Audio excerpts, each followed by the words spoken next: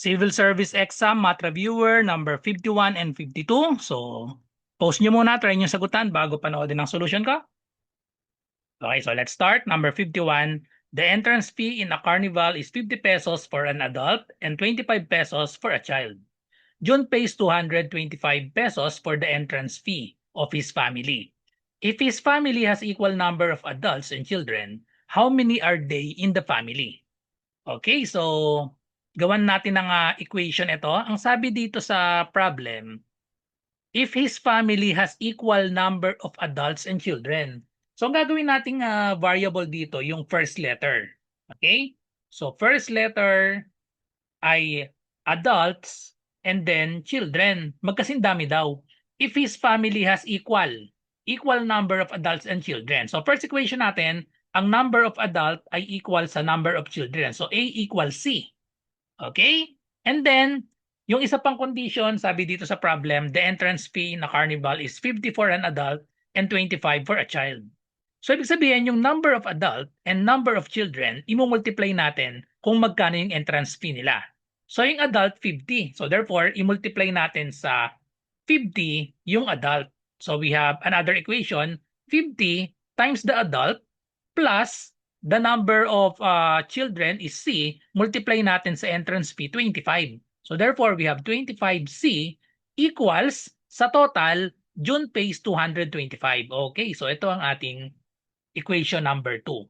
A equals C, equation number 1, and then ito naman pangalawa, equation number 2. So dahil A equals C, pwede nating i-substitute sa A or C. Dahil equal naman, kahit ano pwede nating isolve. Ang tanong, how many are they in the family? So isolve lang natin yung A or C tapos i-add natin kung ilan sila. Okay?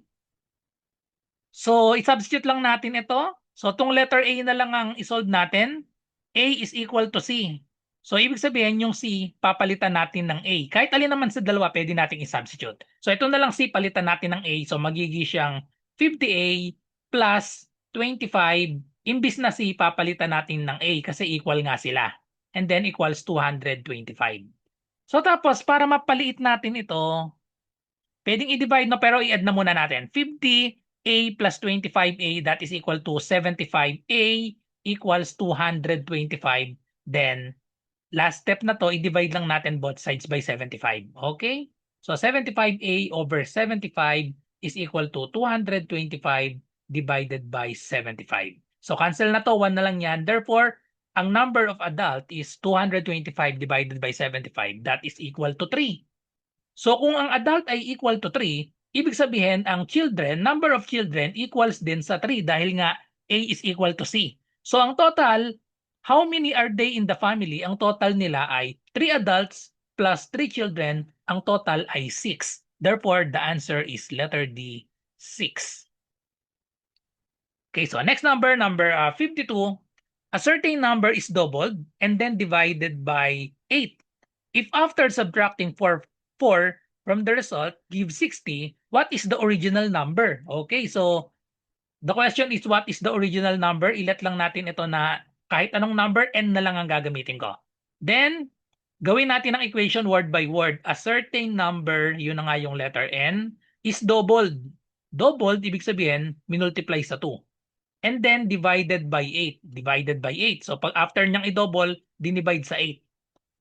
If after subtracting 4 from the result, so 2 times n divided by 8, sasubtract daw natin ng 4. If after subtracting 4 from the result, gives 16. Yung gives, ibig sabihin ng gives equal sign. And then we have 16. What is the original number? Just solve the value of n. So to solve for n, kailangan tanggalin natin si 2, si 8, tsaka itong 4. Okay, so pwede pala munang i-lowest term ito.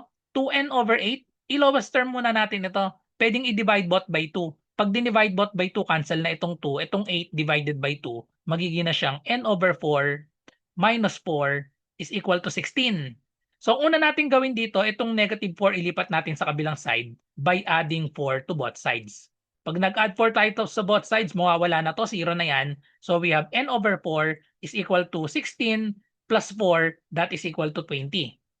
Then last step, para matanggal itong 4 sa denominator, kailangan lang natin i-multiply both sides by 4.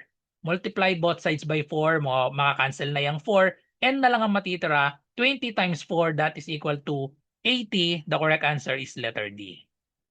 Sa mga naghahanap po ng murang civil service exam review, ito po yung offer ko sa inyo.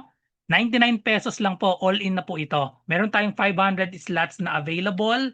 Ito po yung mga inclusion niya. 10 days math and logic tutorial via Zoom. Online po ito ha. So ang schedule na itong 10 days, ito po. Ayan, math and logic. 7 to 9 p.m. po lahat ito, MWF po ito. So July 6, integers, PEMDAS, GCF, and LCM. July 8, fractions and decimals. July 10, law of exponents and radicals and unit conversion. July 13, number series and number analogy. July 15, basic algebra. July 17, percentage, ratio, and proportion. July 20, word problems. July 22, data interpretation. July 24, logical reasoning. And July 27, abstract reasoning. So, madadaanan po natin lahat ng mga math and logic. Meron din tayong Google Forms reviewer sa ibang subjects kagaya ng verbal ability, analytical ability, general info. Marami rin tayong mga 150 item na mock test. Then may only replay din po tayo ng past session. Ito pong mga Zoom meetings natin, recorded po yan sa exclusive na FB group natin. So ano pong inaantay nyo, mag-message lang po kayo sa akin dito sa aking FB RJ Enseñado.